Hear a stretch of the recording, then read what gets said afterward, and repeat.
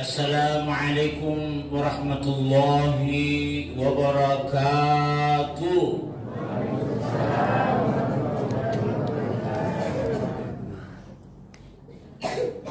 Alhamdulillahilladzi ja'ala syahra Ramadan syahrul Qur'an alladzi unzila fihi al-Qur'an hudan linnas wa bayyinatin minal huda wal furqan. Wassalatu wassalam ala khairil anam Sayyidina Muhammadin wa ala alihi wa ashabihi ulil kiram. Hasbunallah wa ni'mal wakil, ni'mal maula wa ni'mal nasir, wa la hawla wa la quwwata illa billahil aliyyil azim. Fa iza quri'a al-Qur'an fastami'u lahu wa ansitu la'allakum turhamun. Qala Allah Ta'ala fil Qur'anil Karim wa huwa asdaqul qailin. A'udzu billahi minasy syaithanir rajim. Bismillahirrahmanirrahim. Ya ayyuhan nasu qad ja'atkum maw'izatun min rabbikum wa shifaa'un lima fis sudur wa hudan wa rahmatun lil mu'minin.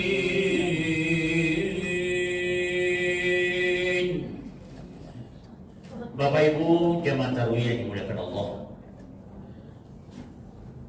seperti yang disampaikan oleh anak kita tadi MC, bahwa tema ceramah malam 17 Ramadan saat ini nuzul Quran.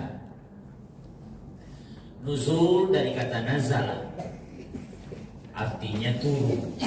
Al-Quran berasal dari kata qara'a, yaqra'u qira'atan, artinya bacaan. Di Al-Quran itu harus dibaca sesuai dengan maknanya, jangan ditulis baru disimpan di dompet. Nah, kalau akibatnya masuk ke kamar kecil, terbawa itu tulisan karena di dompet tersimpan, kita berdosa besar kepada Allah. Kenapa? Kan itu ayat suci, sementara kita berada di tempat yang kotor. Bapak Ibu, Al-Quran diturunkan kepada Rasulullah SAW 5 ayat. Pertama dari surah Al-Alaq ketika Nabi berumur 40 tahun, tepatnya tahun 610 Masehi. Selama 13 tahun Nabi di Mekah terus mendapatkan wahyu 19 juz. Al-Quran turun di Mekah selama 13 tahun, 86 surah dan 4.000 lebih ayat. Sisanya di Madinah. Nabi SAW menerima wahyu selama 10 tahun di Madinah, turun sisa juz di Mekah. Tadi di Mekah 19 juz, maka di Madinah sisa 11 juz. Kalau di Mekah turun 86 surah, maka sisanya 28 surat turun di Madinah. Jumlah surahnya 114. Ayatnya berapa? Ulama tafsir berbeda pendapat. Ada yang mengatakan 6.666. Profesor Dr. Quraish Shihab mengatakan 6.632. Di dalam Al-Quran ada ayat-ayat syifa.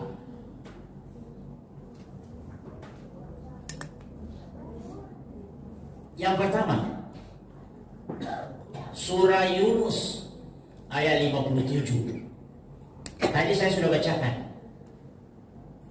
Ya ayuhan nas, wahai sekalian manusia. Qad ja'atkum mau'izatum min rabbikum. Sungguh telah datang dari Tuhanmu untukmu nasihat. Mau'izah. Imam Abul Fida Ismail bin Katsir dalam tafsir Al-Quran Al-Azim, terkenal dengan tafsir Ibnu Katsir, menjelaskan mau'izah yang dimaksud adalah Al-Quran. Itu adalah nasihat. Kemudian wa syifa'un lima fis sudur. Ini fungsi kedua Al-Quran dalam surah Yunus ayat 57. Sungguh telah datang kepadamu dari Tuhanmu obat penyembuh terhadap penyakit yang ada dalam dada. Wa hudan wa rahmatun lil mu'minin. Dan sungguh telah datang kepadamu dari Tuhanmu petunjuk dan rahmat. Keempat fungsi Al-Quran dalam surah Yunus ayat 57 ini hanya berguna bagi orang-orang yang beriman. Yang tidak beriman tidak berguna. Saya mau jelaskan yang fungsi Al-Quran yang kedua. Sungguh syifa menurut bahasa artinya obat. Menurut istilah di penyembuh. Bukan hanya menyembuhkan penyakit fisik, tetapi juga menyembuhkan penyakit psikis, penyakit rohani yang ada dalam dada. Apa penyakit dalam dada? Antara lain bersedih, suka bersedih. Orang yang bersedih kalau dia membaca Al-Quran, insya Allah akan hilang kesedihannya. Tetapi Ustaz, banyak orang baca Quran tapi sedih terus, tidak sembuh-sembuh. Dipertanyakan. Satu, bagaimana membacanya? Ada ilmu yang khusus bagaimana membaca Al-Quran dengan fasih. Namanya ilmu tajwid. Sesepuh ulama Sulawesi Selatan, Kiai Haji Abdul Qadir Khalid MA, mengatakan bahwa ilmu tajwid fardu ain, kewajiban individual, bukan fardu kifayah. Di setiap umat Islam dari umat Rasulullah SAW harus pasti membaca Al-Quran. Tidak boleh diwakili Pak Imam saja. Oh tidak, karena ilmu tajwid itu adalah ilmu terapan, langsung diterapkan ketika kita sholat. Makanya tidak boleh diwakili oleh orang lain. Al-Quran tidak akan kelihatan berkahnya sebagai obat kalau orang yang membaca Al-Quran itu lidahnya tumpul. Apa maksudnya tumpul? Mega belina, banyak bohongnya, suka menggunjing, menceritakan aib orang lain, keluarganya, temannya, tetangganya, itu tumpul lidahnya itu. Tapi sebaliknya orang yang tajam lidahnya, orang yang tidak berbohong, jarang berbohong, ya, dan tidak menggunjingi orang lain, karena ia paham. Jadi kalau Al-Quran kita jadikan obat, kita mengobati diri sendiri, tidak perlu panggil orang lain meruqyah, tidak perlu. Selama itu tadi yang pertama fasih bacaannya. Kalau so dibaca so, kalau sya dibaca sya, kalau hurufnya sa maka dibaca sa. Jangan cuma satu baca saja sah semua, sah semua. Bumbu masak kapok. Dia positif. Yang kedua harus tajam lidahnya dan bening hatinya. Makanya kita biasa minta kandi urutan, tarik puang minta tolong dibuatkan air, dibacakan Al-Quran, supaya sembuh anak saya misalnya. Karena kita menganggap andi gurita itu ibadahnya banyak, tajam lidahnya pasti bacaannya. Tapi lihat-lihat dulu orangnya. Kalau batuk jangan. Iya Pak, tadi baca itu air, baca. Baru ditiup. Nah kalau orangnya batuk, semua virusnya pertama mana tuh? Masuk semua virusnya, makanya dia dulu orangnya. Oh sehat, walafiat. Minta tolong.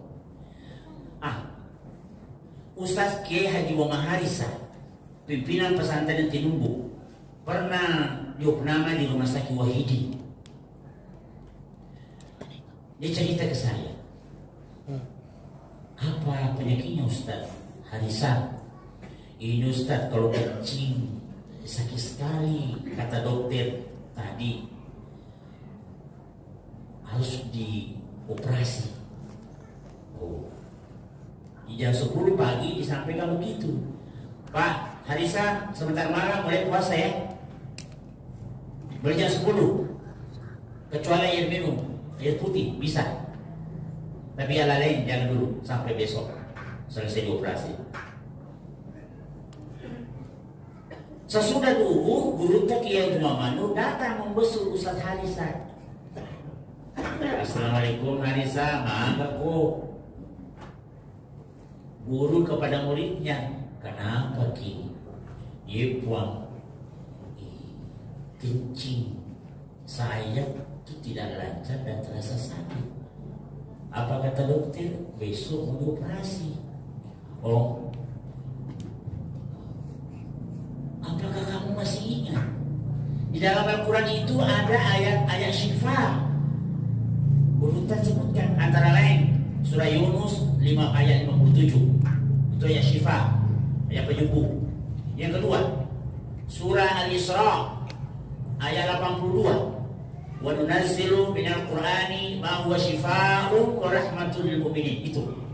Yang ketiga, surah Asy-Syu'ara ayat 80. Dibacalah itu kalau bapak ibu sakit, jangan buru-buru ke dokter. Baca dulu ayat ini, surah Asy-Syu'ara ayat 80.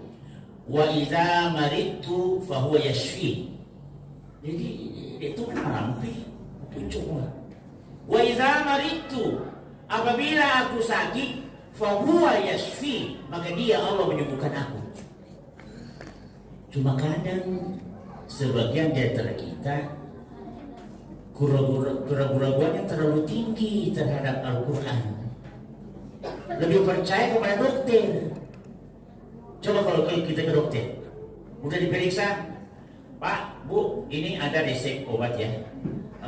Di situ ada 1x1 ya. Vitamiro apa itu? Ada 2x1. Kalau 3 hari minum obat tidak sembuh, kembali lagi ya. Itu sudah isu. Berarti dia tidak yakin lebih. Lalu dokter tidak yakin juga.